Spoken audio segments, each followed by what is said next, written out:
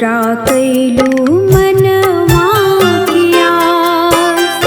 रखी हा सलामत मोर लालन के अपना चरनिया के पास। छठी माई गुण गाई तोहरो पूरा कैलो मनवा के आस।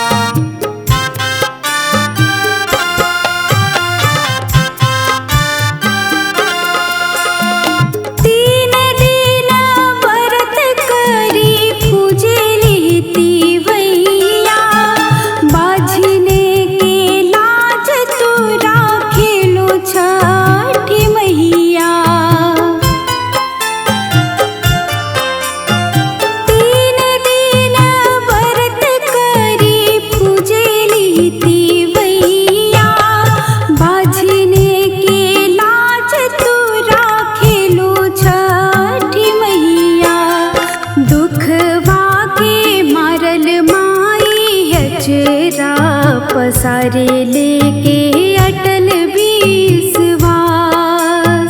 रखी हा सलामत मोर लालन के अपना चरनिया के पास।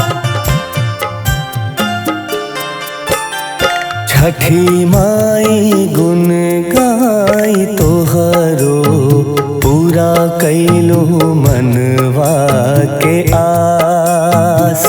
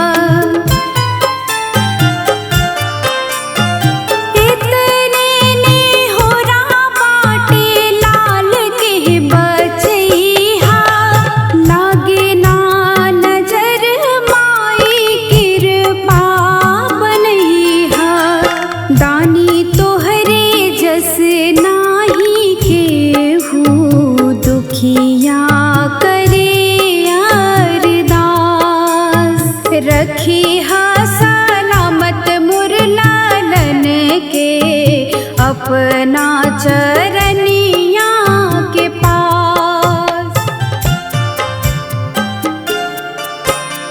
छठी माई गुण गाई तोहरो पूरा कैलो मनवा के आस। रखी हा सलामत मोर लालन के अपना चरनिया के पास।